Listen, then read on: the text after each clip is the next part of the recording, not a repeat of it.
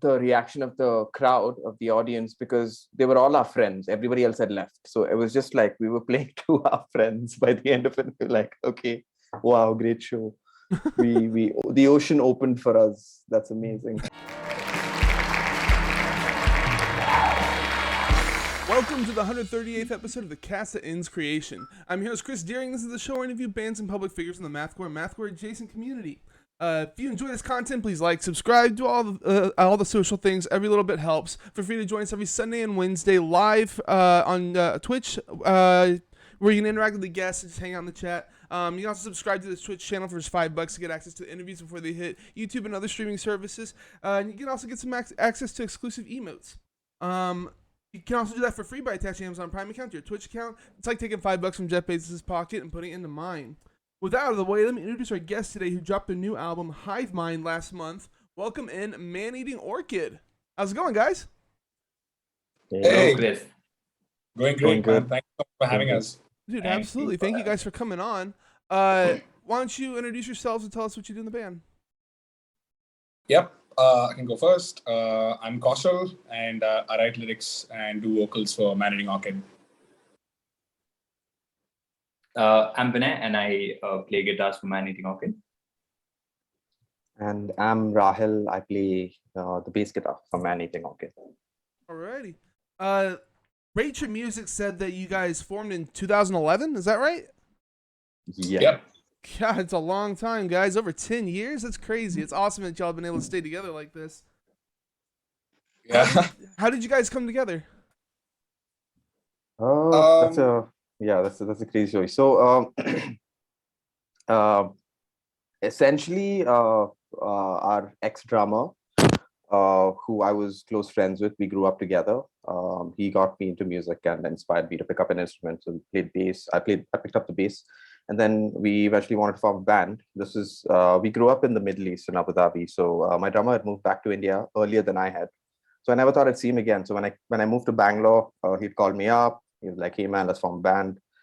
And then I was like, okay, I joined a university and I was playing for a college band. And that's when I met Kaushal. And we were in an alternative rock band at that time. And I was having, I guess, right outside college, we were having some tea. And Kaushal was like, yeah, I listen to metal, man. I can growl. And I was like, yeah, yeah, I'm sure you can growl, dude. I'm sure you can. Like anyone says that they can growl, right? But then we went back to Kaushal's house. We used to hang out at his place. I used to hang out at his place at that time.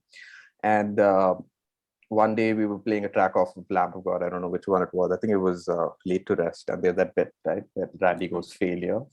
Yeah. So then, so when that bit came out, Kaushal just goes, Yeah, our influences have come a long way since then. Come a long way, right? I mean, it's 10 years ago, right? 10 years ago. Okay. But either ways, when that bit came on, Kaushal just growled that bit. And I literally thought Randy Blight was in the room. And I looked around and I was like, holy shit. I called up my drummer. I'm like, listen, we found our vocalist, man. Like, so, and the funny thing is, Kaushal and Vinay were in the same university as I. So in my second year, I played for another band with Vinay, and I had formed a band together. And at that time, I was just thinking, like, because we were searching for guitar players, we were pretty unstable when it started with our guitar player lineup. So when I saw Vinay play, I was like, holy shit, this guy can really play, man. And he gets it, right? Because I guess when you're interacting with a bunch of musicians, you find like a lot of similarities and you connect on a lot of points. And I felt that with Vinay. So I think towards the end of like university, college, third year around, when I asked Vinay, hey man, can you like, and he was like, yeah, sure. And then by, I think 2011, we were known as Blood Orchid till 2011. And 2011, we changed it to Orchid. And then recently we changed it to Maneating Orchid. Yeah, so the primary incarnation of the band, as it is today, so that was pretty much formed in 2011. So yeah, I guess it's been a little over 10 years. Yeah. Crazy. Yeah. So it's really interesting that like the first member of the band was a bassist. Like usually it's a guitarist trying to find other like people to bring together, but you had the guitarist last, and like that could be debated as being one of the most important parts of the band. So like, it's just really interesting that that's how everything formed together. Yeah. So, but I also have to say it happened over a period of time. I mean, I guess it wasn't. I mean, I guess it was more like friends trying to form a band. So I guess one guy just happened to be a drummer, one guy happened to be a bass player, and yeah, it was just like people who knew each other, and yeah, that's kind of how it happened. But yeah, it wasn't like okay, one day we decided we all wanted to form a band. So I guess it kind of happened over a long period of time. Yeah. Right. So, your first release is an EP in 2016. Took 5 years to get the EP out. Why did it take so long to get that EP out? It's just like 4 songs, right? Oh man, you make it look so bad, dude. It wasn't that bad. I guess so. We were searching for a sound. I mean, we had a couple of compositions before the EP as well. Like we were writing a lot of songs. We just, I don't know. I guess we just focused on like hey, let's meet up every weekend and jam, which we've done continuously for like 10 years. And I guess the time taken was really the time we spent searching for a sound more than anything. And I think by the time, around the time the EP was, we decided to record the EP, I think the whole band, including Vinay, was confident that, yeah, this is like, this could fit well in like, and we had the resources, I guess, at the time to put music out as well. So, yeah, that is a very interesting question, though. That is, why 5 years for it? I guess everybody in the band kind of had a little bit of an OCD as well. I mean, I guess we wanted things to feel a certain way and fall into place a certain way. So I guess that was one of the factors that contributed to it taking so long. I mean, I'm glad that y'all took your time because that's a really, really good EP, and I feel like y'all have like a really original sound. But we'll get to like the actual sound, like the makeup in a second. So you changed your name from Orchid to Maneating Orchid. I just got to ask, is that because of the screamo band Orchid? Yeah, a bunch of like 6, 7 other bands. Well. Oh, really? There's a bunch of other ones. I mean, it doesn't surprise me, but that's funny. Yeah. So there's another band called Orchid, which is kind of a doom kind of thing. Band. It's kind of like Nuclear Blast Records, so it's a pretty huge band. So yeah, we kind of found out much later that there are other bands called Orchid. I mean, obviously there are other bands called Orchid. Right. we were young, we were kids. We thought we were the only one. I honestly, I like your name now better than all the other iterations. So Man-Eating Orchid is fucking sick. That's an awesome name.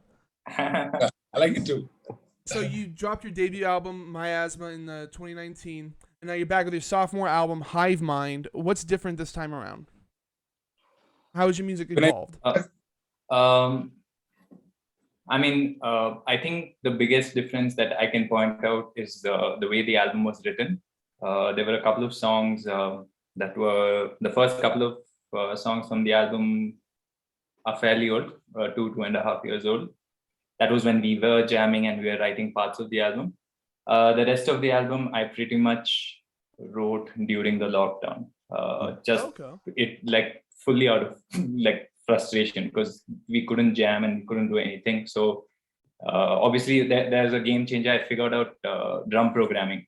And that's it. And then like 3 months down the line, I had like about 30 minutes of stuff that I thought was, hey, I mean, I never thought I'd be able to do. But yeah, that's probably the biggest thing. Of course, sound-wise, it's evolved and we've experimented more. We've put in a bunch of extra instruments. That's sure that's there. But this has got to be like super, like a highlight for me at least.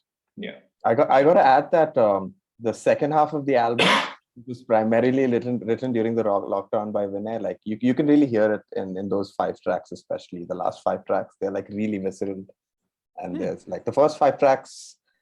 I don't know. Maybe this is from the perspective of someone from within the band, but I see a clear difference between the first 5 and the last 5 tracks.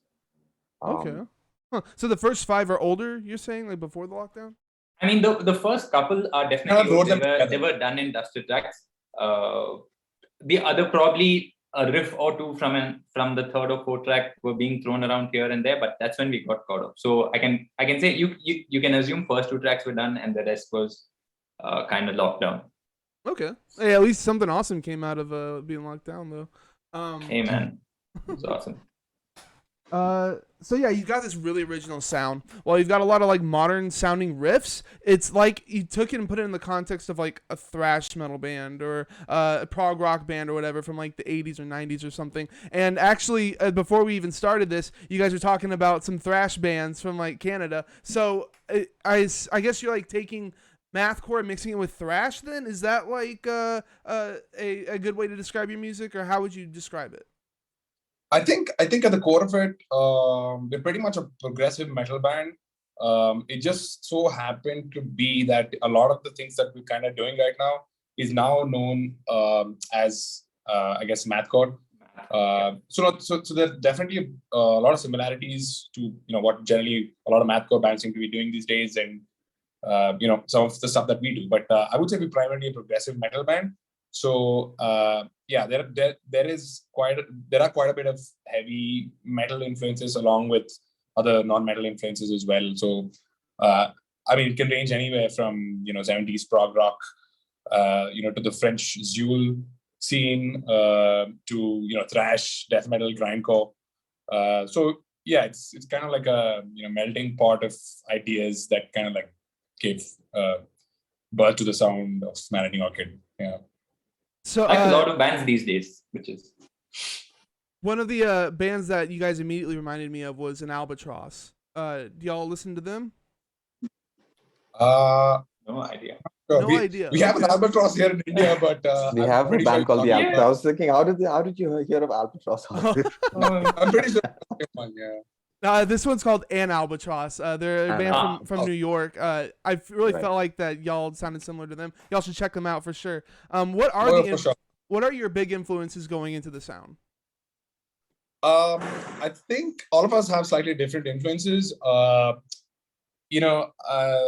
mean, I'll start with me. I'm a lot. I mean, I love stuff that's like heavily punk derived, like anything like grindcore, crust punk, hardcore punk, and I like death metal, thrash, 70s prog. So it's definitely, my listening consists of a lot of metal. Um, and yeah, I'll let Vinay talk about what he's influenced by primarily. So I mean, obviously this influence thing is like one big list, but at the top of my mind, if I have to mention a couple of things that is slightly indicative of the sound, I'd probably say Gorguts. Gorguts is like a staple for me. Like any bad day, I'm spinning that shit. So Gorguts is in there. Dystopia is in there. Yeah, those I guess bands in that kind of sound. Yeah, I mean, apart from that, like he mentioned, there's like prog stuff from like the 70s, Gentle Giant. There's a bit of, I'm definitely listening to some of Frank Zappa. There's Thinking Plague, if you haven't. I mean, they're an amazing band. Pat Metheny and Esperanza Spalding from like the jazzy world. Yeah, that too. I think that would be like a good summary of what like I listen and what comes out of when I play my instrument. It's interesting that Yeah. Gorguts is like Ju- a big influence for you because I Yeah. wouldn't have guessed that honestly. That's sick Ah. though. Yeah, just to add to that, I guess like there are a bunch of bands that all of us kind of have in common. So that would be bands like Martyr, Voivod, Behold the Octopus, Blooded Science. yeah, Blooded Blooded Science, for sure. Yeah. a little bit of Dillinger Escape Plan, Frank Zappa. Yeah, I don't know if I'm missing some names. Maybe Rahil, you can throw in some. Yeah, I guess like the older albums of Intronaut, the older Between the Buried and Me albums. Like I still listen to like a lot of them to this day. So I'm heavily influenced by those bass players. So yeah. Generally in that range of metal bands, at least. Otherwise, there's just a whole, like again, like when I said this, it's just very difficult to describe what kind of sound, and it's just very random on any given day. Like today, I went back and listened to Alex Skolnick Trio, a band that an artist that I haven't heard in 10 years, and Alex Skolnick is like a Testament's guitar player who formed the jazz side project, which was incredible. I haven't heard Also much. if I could add, Converge and Botch as well. Yeah. Oh, yeah. Okay, nice. Oh, yeah. That's awesome. Watch man. for It's so cool that that this We Are kind the of Romans music thing has is like like reached you guys all the way in India. Like that's so awesome. Like whenever I heard you guys were from India, I was just like, "What the fuck, man? I got to bring these guys on." Like, can't believe that exists over there. It's so sick. That's so awesome. thanks, man. We've had a bunch of bands come down actually. I mean, we've watched who all have we watched? We watched Gojira, we watched Meshuggah, we watched Intronaut, we watched like a whole bunch of bands that have come. Textures. I watched Well, sure, Textures but those twice. are like big bands. You know what I mean? Like Correct. you knowing Botch is like crazy to me. Like a band that you know, like the normal metalhead doesn't know who Botch is. So Right. like knowing True, about true. them all the way over in India is mind blowing to me. That's really fucking cool that has reached you guys and that y'all have like latched onto this music. Is there like a decent mathcore scene in India, or are you guys like the only one? Yes, there is a there We've is a been really following. tiny there is a really tiny scene. I mean, there are people who are into mathcore, I guess, or mathcore adjacent bands. Definitely there are listeners. But yeah, there are a few bands who I would say have a mathy side to them. I think a recent and good example would be this artist from the northern side of India, from a state called Sikkim. He's I'm not sure if it's from Sikkim or Darjeeling at this point, but the name of the project is called That's Not Self-Help. So I guess he just put a second EP out. I was really impressed with the It's first called one. That's Not Self-Help. Is that the name? Yeah.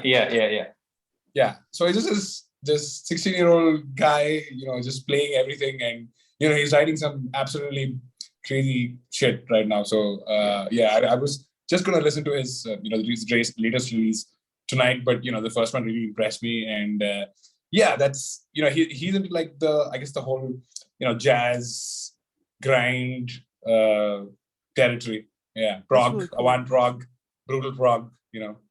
Huh, I'm gonna have to look into that. That sounds awesome. Do you want Yeah, to it's shout out real very- quick? We got Mathcore Index in the chat. Christian says that Oh, he's man. really hyped that you guys are into Zool and says that you could hear Gorgas in Christian. your riffs. Thanks for Hey, Christian, thank you so much for the kind words, man. I mean, Christian has no business being so kind and so helpful to us. I mean, I'll just put that out there. That guy like found us randomly in 2019. We were coming back from a show in Mumbai, and there's this just found a mail in a band mail saying, "Hey, we these two guys doing like a podcast thing. We're like, cool, take a track. Like, what's the worst thing that can happen?" And ever since, man, like the guy's so helpful. So shout out to Christian Segerstrom for being a champ. Definitely. So your lyrics are pretty politically driven. Who was it that wrote lyrics again? I do. It's you. Okay, yeah. So lyrics are pretty politically driven about authoritarian surveillance states, propaganda, all that sort of stuff. Where does your lyrical influence come from? I think from the fact that we live in India, there are so many things to be pissed off about. Let me just put that out there. There's no shortage of things you can be pissed off about. So it's just general shit that you go through every day, man. I mean, infrastructure, public welfare. You just pick one thing, and there are 1,000 things to get pissed off about within that one thing. So it's just as basic as that, as simple as it gets. It's just just comes from being pissed off. Living in a country like India, man. Yeah. Our country gives us our discography completely. No, but also like amped up in a 21st century post-pandemic, I don't know, the rise of like all kinds of craziness all around the world. So I guess it's just a reaction to all of that as well, Sure. all of that anger. Like, I mean, plus the fact that, okay, we're living somewhere where all of this is playing out right in front of our eyes, So I guess this is the best way to go about it. This is our way of protesting. Okay. I know just like the very baseline level of politics in like your area. If I'm correct, your president is like super conservative. Is that right? The prime We've got a prime minister, yeah. Prime minister. Okay. But yeah, I guess like super authoritarian over there, or how does that how's that stuff? Could Yes, say that. there is a sort of a, we've kind of seen the rise of right-wing nationalism, like in not just in India, I guess, like in multiple countries all over the world. Right. So I would say it's, the rise of populism. Like so many countries right now have, right-wing governments. So I guess like this is sort of part of it, and it's not dissimilar to what's happening in other countries. It's just It's an kind of idea of blatant over here now at this point. It's kind of like, yeah, you know what? Like, yeah, we're shameless about it. And yeah, they're just Okay. shameless about it. Yeah. I'm just interested in it because your lyrics are very direct. Like a lot of bands that are even like politically driven bands, they mask this stuff in like metaphors and stuff like that. But you guys are just like, oh no, they're feeding you all this, like all these lies and all this stuff.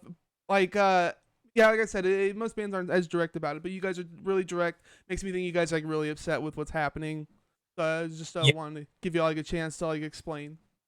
Yes, I guess it's definitely more direct than the previous album. Yeah, I guess like what you were talking about, the metaphors and like this allegorical stuff is, I guess, a little bit more present in the previous album. But yes, this album definitely has lyrics that are a little more direct. Yeah, and it's not just the political stuff. It's also a bit of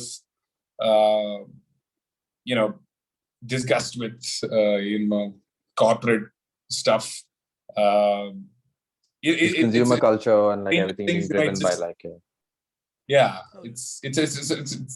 it's just multiple things, and yeah, I mean, I kind of like try to do justice by talking a little bit about that throughout the album. But yeah, like one of the primary things that that get me riled up is like we're a pretty big country, and you would think the amount of tax that they collect from us would be enough to sort of like to have good public welfare in place. But there are several things that should have been at a level right now, and they aren't. So yeah, I feel the same way about the United States also.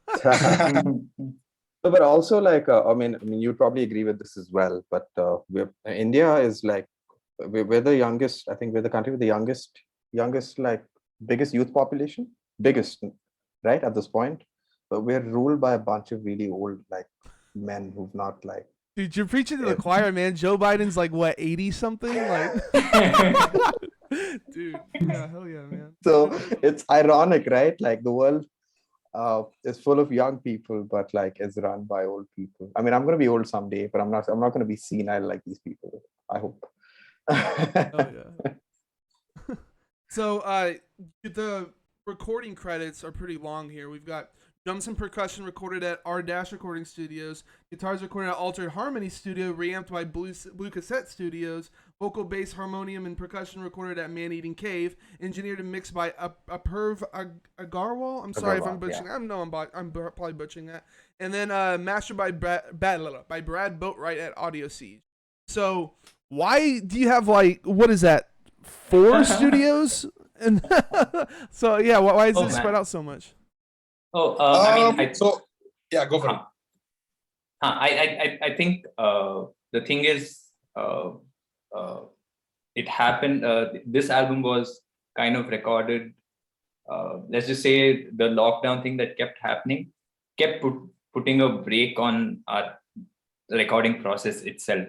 So everything was kind of done in parts. So the Altered Harmony Studio thing, I mean, just fancy name for my bedroom. It's literally, I just did it here. I mean, I don't want to say, hey, it's my bedroom, or course it's house or Rattle's place. We just kind of naming it glamorously some shit.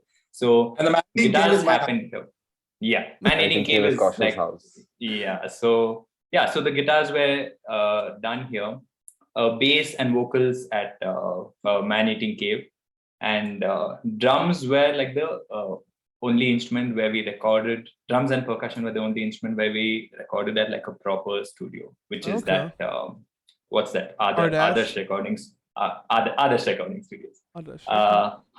And reamped at Blue Cassette Studios. I think that was another like a proper studio thing. Everything else was done at either my house or at Kaushal's place. It's literally done in our bedroom. Okay. Well, y'all did a really good job. It sounds really professional. What is harmonium? It's a wind Oh. instrument with keys on it. Oh, it's an actual like instrument. Okay, I'm It's thinking like maybe like y'all singing or something like that. But so what do y'all it's have? like an one Indian with you? accordion. It's an Indian It's like an accordion. organ. What the fuck? That's Yeah. crazy. It's not an Yeah. accordion. It's Well, it's like it works on the mechanic of the accordion where you have to pump air into it and then Yeah. play the keys at the same time. Dude, that's Right, awesome. it's like- Oh my god. Yeah, Yeah, so it's yeah, like a pretty yeah. traditional instrument, especially in the northern part of India. Yeah, like you That's have so a lot sick. of Sufi and Qawwali people, ghazal singers use. They're a type of it's a type of music from North India. Do y'all And use that also- live? Do you have to bring that instrument with you live? Oh, unfortunately, not yet. Hopefully, we can figure this out. I was gonna say y'all should. I think every time we add any instrument and then try to do it live, we'll have to recruit more members. So, I mean, we just take the studio thing as a little bit of a. I mean, we exploit that because we can add whatever we want into the studio thing. Some Right. things that we can't really do live, we can do in the studio. So while we can, I mean, like abuse that shit. So Oh, that's the shit. harmony right there. That's so cool. So your right hand plays the keys and the left hand is just constantly pumping air. So unlike the keyboard, you don't get to, send both your hands on the keys. Your one hand's kind of got to, so you got to be very careful. So you've got 5 fingers. So you got to be very careful with the notes you pick, because the second you leave your left hand, it doesn't matter what amazing chord you play on the right hand, it's not going to sound because you're not pumping air into it. So yeah, That is very cool. awesome.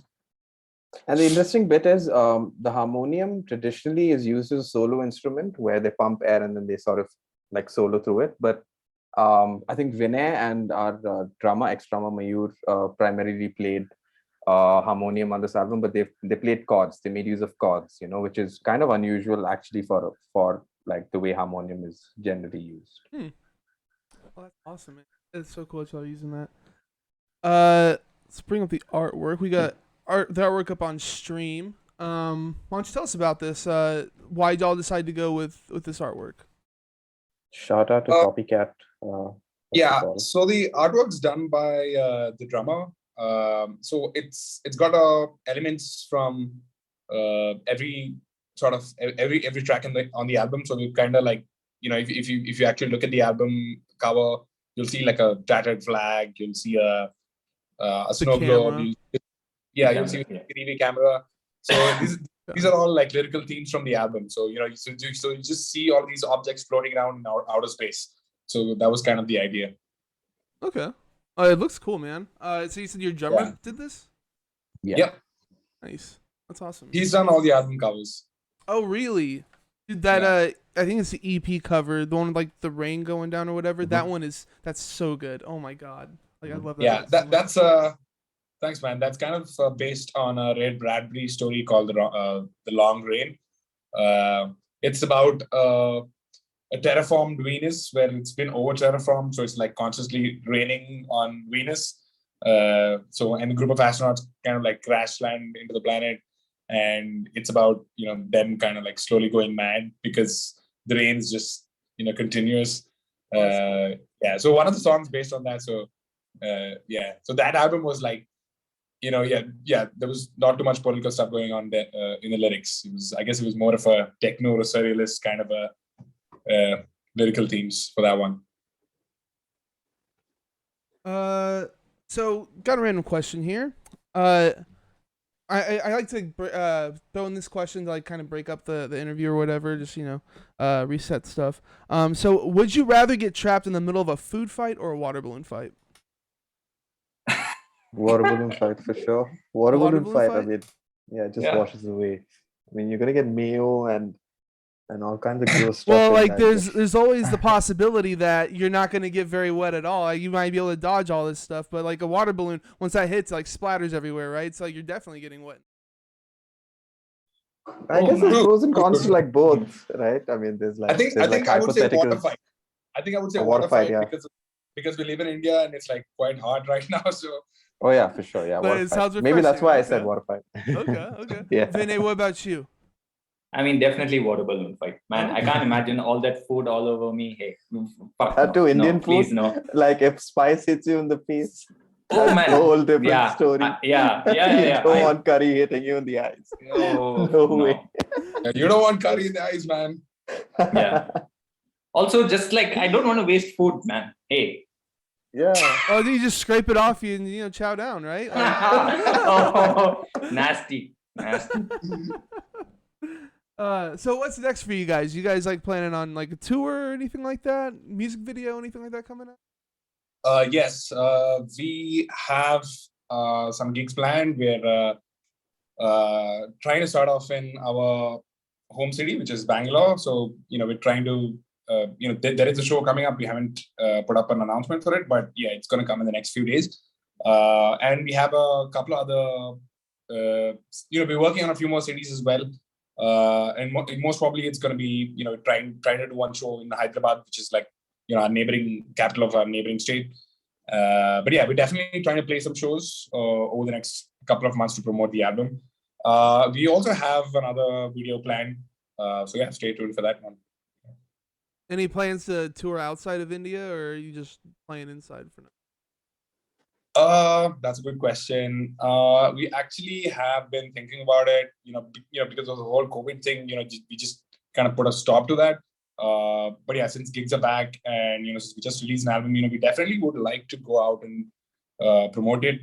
I guess the only, our first choice would obviously be Europe because, it's kind of, I mean, it's obviously not close by, but it's closer than many other places like for the US, for example. Right. But yeah, we definitely looking at trying to tour Europe sometime in the future. But yeah, I guess it's gonna take some time to like work all the logistics out. Right. That's quite a long ways for you guys too, isn't it? Sorry, what? That's quite a long ways for you guys to like travel to, also, right? Yeah, Europe is not too bad. It's relatively quick. You just one or two connecting flights. You just hop on over to the Middle East and maybe take another flight. It's not too bad. Okay.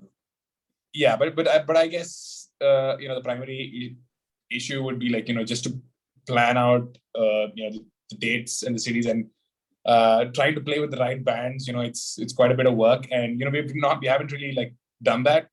We don't really play as much as we should be because I don't know. It just happened to be that we kind of like pick our shows. We want it to be good. We want it to be perfect and to have a purpose. So right. Yeah, we're definitely looking at it. But yeah, I guess I would say maybe like in the next 1 or 2 years we'll be maybe ready for that one. Yeah. How big is the scene exactly in India? Is it like you're able to play at most cities and draw a crowd, or are there like areas where there's just like people just don't know what kind of music you're playing? Because here in America, I know I'm like super separated from like you guys in India, and I'm just really interested in knowing like how big like metal actually is out there. I would say it's a pretty decently sized scene. I mean, it really depends on what subgenre it is. I mean, excuse me. I would say most of the scenes are concentrated in the major cities, the major metro cities of India. Cities like Bangalore, Bombay, Hyderabad. Then we've got a bunch of cities in the northeast, like Guwahati and Shillong. But the scenes are much bigger, in the metro cities. So I would say it's like 4 or 5 cities.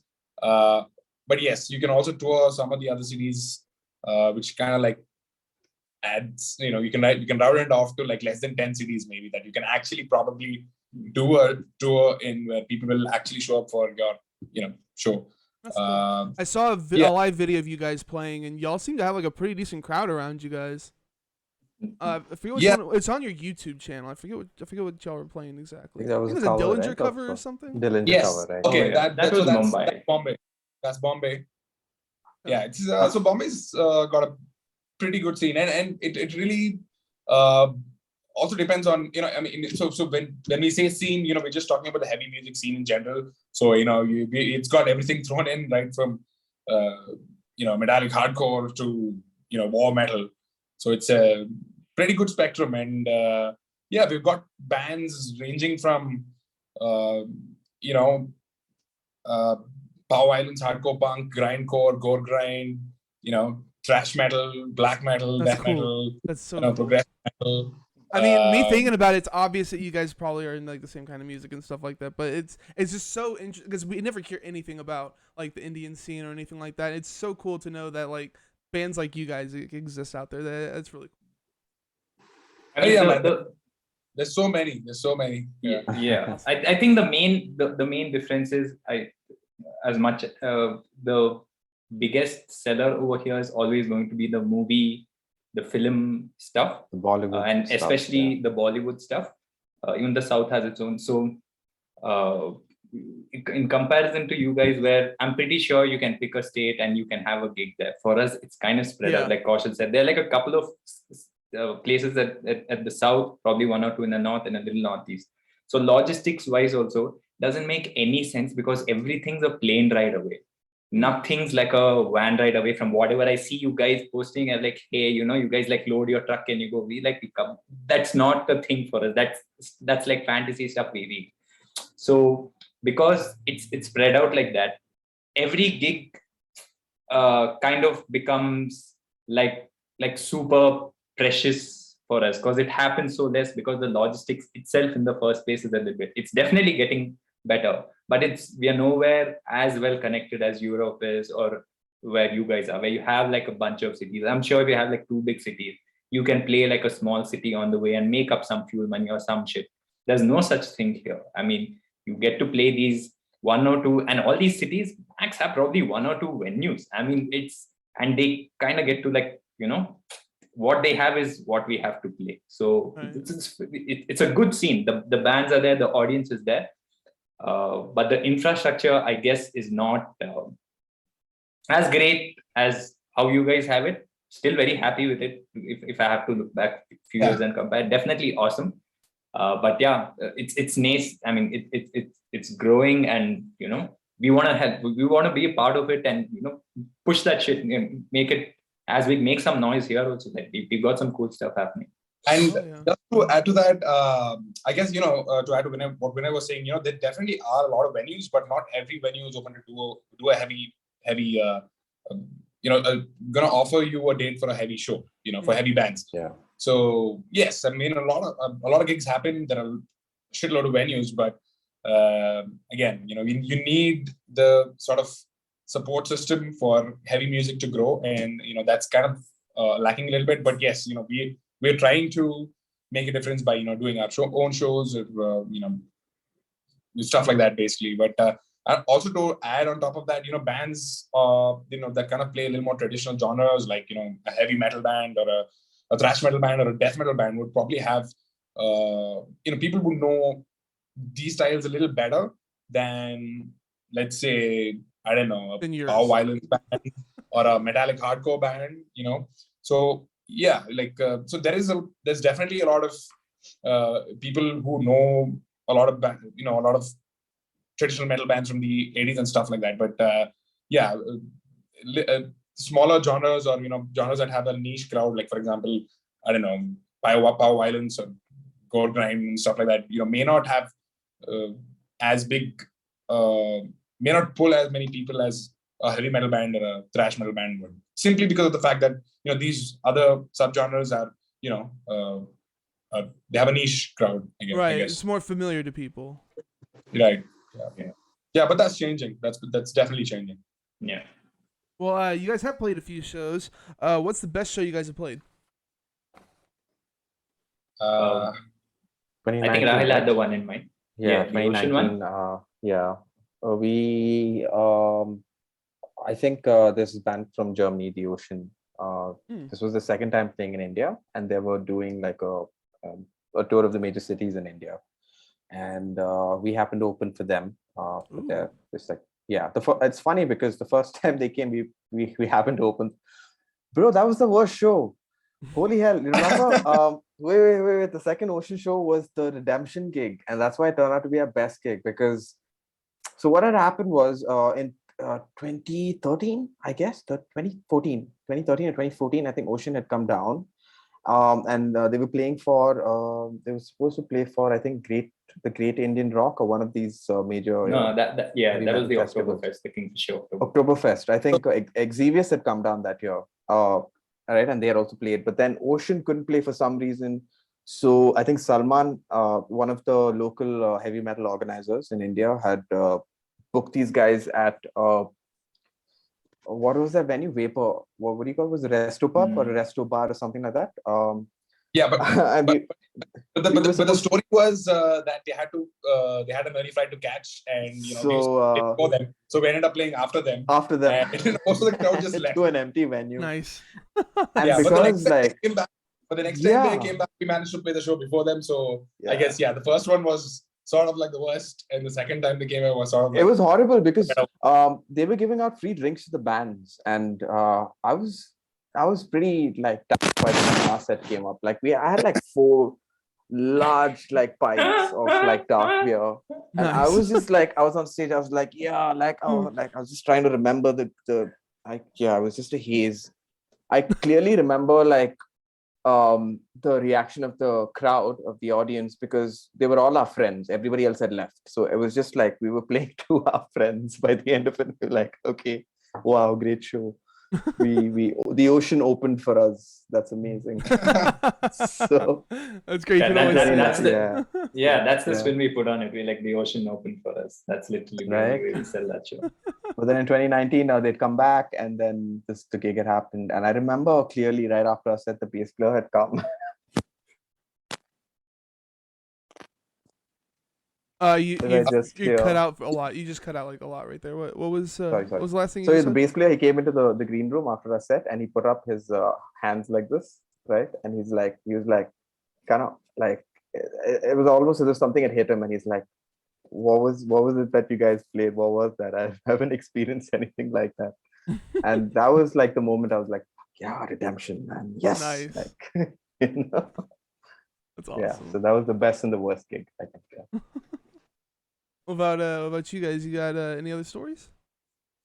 Oh man, I think the best gig is definitely the Ocean one. That also, just to add, that was our first album. That was the Miasma launch gig. But it was just like a couple of days after. So we were all like super stoked to play all, the entirety. Like, but probably another like a really shit gig that happened was this is one of the ways you like kind of make a name over here in the scene is I guess it's not as prevalent now, but you get to play all these college competitions. And one such competition we played, oh man, where do I start? It was shit. I mean, the drum kit that was there, I don't think the organizing committee had any idea what to put on stage. Like they had no idea what to put on stage. So there were no guitar amplifiers. There was nothing. They're like random couple of monitors, and the drum kit was like this huge wedding kit, it was just this wall of toms. It was like this, like Mike Portnoy's kit, but like above, like that, right? It's just covering, and that's it. And that was the drum kit. We're looking at this and we're like, what the fuck is this? I mean, what are we supposed to? Definitely the worst. It was the worst gig before we played only. Oh yeah, to give some context on that one, in India, the backline is sort of like the venue or the organizer puts up the backline. But I do know that when in other countries when bands tour, the bands carry their own backline. But yes, in India, a lot of Indian venues, the venues have their own backline. That's interesting, huh? Yeah. Have you ever thought about just like bringing your own drums and like amps and stuff like that, or? No, generally some of the venues that we generally play at have a good equipment. So yeah, we have like there are at least 2 venues in Bangalore where you can you've got dependable equipment, good amps, good drums and stuff like that. But it's a show that you're doing yourself at a new venue or like a space where you're required to get the backline in. Then yeah, definitely you got to get it yourself. But usually when we play a show, the backline's already like sorted by the venue or the organizer. That's interesting, huh? That means like when you tour, you don't have to like load up a whole bunch of crap. That's really cool. That's right. You just have to show up and play. But that's the same thing. No? If we have to carry our own equipment, that limits whatever little touring we can do, because it means we have to take flights carrying all these equipment, which is obviously insane. It's not going to be possible. The next possible thing is we reach that place and rent out equipment from there, I guess. But yeah, I mean, thankfully this is how it is, and we're very thankful to venues for giving us amps and drum kits. Please Except for that wedding drum kit that you were talking about. Oh man, please, that was garbage. That is utter garbage. So the best show, the consensus is the Ocean. That's the Ocean kick. Yeah, it's the Ocean 2, second one. Yes, the second Ocean kick. Second one. I'm sorry, I'm going to pronounce it wrong. Kashal? That's your name? Kaushal. Right? Kaushal, that's Kaushal. right. Do you have any bad stories or good stories or anything like that you wanted to share? Like about performances? Yeah. Okay. Or have we covered yes, it all, you think? Yeah. I think I have one story, man. So we're from Bangalore, and this was, I guess, 3 or 5 years ago. When was the first? Vinay, do you happen to remember when the first Control Alt Delete was in Bombay? Control Alt Delete. Oh man, no. I know it was the 11th edition, 2016. Yeah. I want to say 2017. 2016. Yeah. 2016, 2017. 2017. Yeah. So it's kind of like this multi-genre festival, and there was a little bit of metal, a little bit of indie, a little bit of hip hop, electronic, and different stages throughout. And I guess this was one of our first performances in the city of Bombay, and I guess not a lot of people really knew us. And we started the show, and there were like a handful of people over there. I was kind of hoping they would, it was good kind of double or whatever, but I could see people just leaving one by one in the distance. That was one of the most depressing things. I had to I was literally looking at that, and I was like, trying to concentrate on my performance. But yeah, that was the first time. But yeah, I guess like the second time that we went back to Bombay, a few more people kind of knew us, and the show turned out to be pretty good. And I guess that was the video that you saw on YouTube, Chris. That's probably from the second show that we did. Yeah, but the first one. I still remember that clearly to this day, man. It's that was. We were watching people's backs. That's what we were watching. Man, Kaushal, I didn't even notice. So the thing is, when you listen to us, I mean, I guess a lot of people, you would either love us or some people straight up hate it. So I kind of totally understand that. I mean, okay, hate is a strong word. You might get it or you just don't. So and that's Yeah, but we've seen that a lot. Like, what the hell are these guys doing? What are these guys on? Yeah. We get that I've seen some expressions. I've seen a lot of expressions in these last 10 years. What? Like, they're not even letting us groove, man, to a beat. Come on. So we've got Josiah HCR in chat, who I believe is the guy from That's Not Self-Help, saying, hey guys, thank you for the shout out. And yes, I am from Sikkim, not Darjeeling. I'm probably never on Yes. Oh yeah, I got it right. Okay. So yeah, you got CDs and shirts available over at maneatingorchid.bandcamp.com. You happen to have anything to show off? Yeah. So we've got some T-shirts from the new album. So that's the artwork. I really like that. It looks so clean being on a shirt like that. Yeah. So this is available on our Bandcamp page, and and if you're from India, you can go check it out on instamojo.com/Maneating Orchid. And I believe I also have a CD. So that's our new album, Hive Mind. Nice. And this is also available on Bandcamp and Instamojo. So yeah, if you guys like our music, you can check it out, and let's support the band. Hell yeah.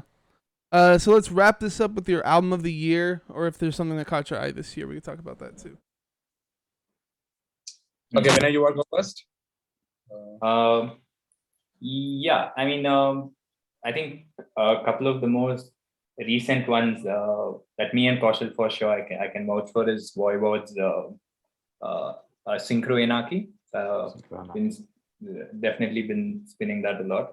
Apart from that, Pat Metheny had a new thing that came out last year. called Road to the Sun, which was an amazing album. Who is it? Esperanza.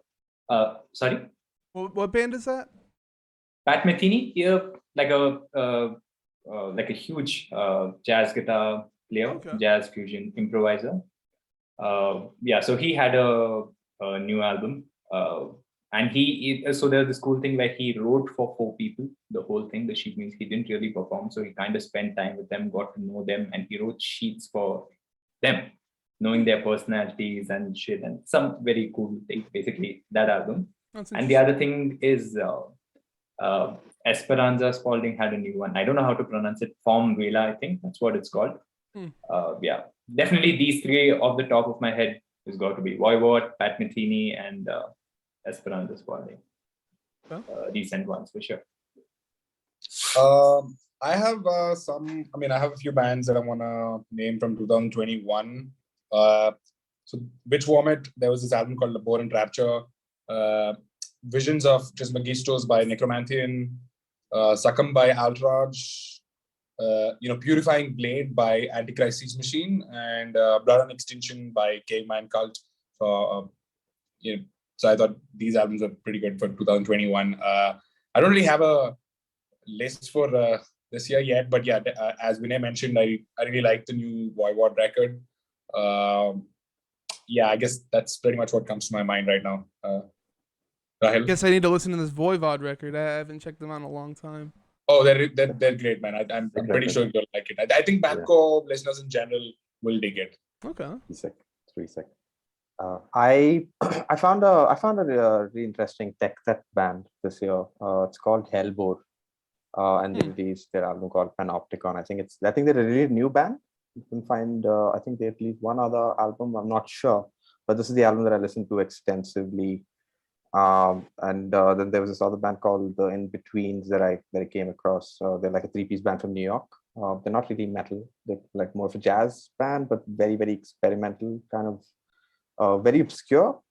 It's led by the guitars. Like it's a guitar player, bass player, and drummer. And finally, there's another French band, kind of math rockish. They're called S-Bonk. I don't know how to pronounce it. S-Bonk, Sabonk, S-B-O-N-K. The album's called La Mizouk. S-B-O-N-K or N-Q? Yeah, S-K-K. S-B-O-N-K. I'm sorry, what was the last letter? K. Yes, K as in kangaroo. Oh, K. K. Okay. What did you hear? I heard key, and I'm like, what? Key, right? Key? What? Is that even a letter? Right. Okay, awesome. Yeah, I need to check them out too. That sounds really cool. But yeah, is there anything else you guys want to say, or are you just ready to move to the outro? Yeah, we have released a couple of videos for our new album. We kind of like collaborated with illustrator and a visual artist for 2 of the tracks. So yeah, if you dug our music, I guess like the experience would sort of be elevated. Go check out our YouTube channel. We've got a bunch of videos, and as well as full EP and full album uploads from our previous releases. So yeah, please check that out, and go listen to Hive Mind if you haven't already. It's on all streaming platforms everywhere: Apple Music, Spotify, Amazon. And of course there's Bandcamp as well. So yeah, please go check it out and support the band if you like it. Shout out to Anusha for the video. Yeah, shout out to Anusha. Who? The visual artist we sort of work with for okay. For the videos for the new album. Okay. So yeah, if you're looking for an original take on mathcore, you need to check out Hive Mind, the sophomore album from Maneating Orchid, which came out last month. Y'all are on Facebook, Instagram, Bandcamp, YouTube, and all streaming platforms. Am I missing anything? Any other social media stuff? Yeah, I think that's pretty much it. I think we covered all. Yeah. So as for me, drop my channel, follow so you always know when I go live. You can also sub to get access to the interviews before they hit YouTube and other streaming services, as well as get access to some exclusive emotes. You can also sub for free by attaching Amazon Prime account to your Twitch account. Find me on Facebook, Instagram, Twitter, and YouTube. YouTube folks, if you enjoyed the video, please drop a like, click on the notification bell. Don't forget to subscribe. It's a great way to support me for free. Check out my music, The Sound That Ends Creation, at thesoundthatenscreation.bandcamp.com. My album, Boomers, Zoomers, Desperate Coomers, is out now. My next guest is New York-based grind act Hell's Teeth, who dropped their new album Inheritance Debt back on the 20th. Join us this Sunday the 1st at 7 p.m. Central for the live cast. Thanks for being here, guys. Hope you had a good time. Right. Thank you for having us. Great. Absolutely. And thank you guys for watching and listening. What's it giving up? The life that is threatened by here.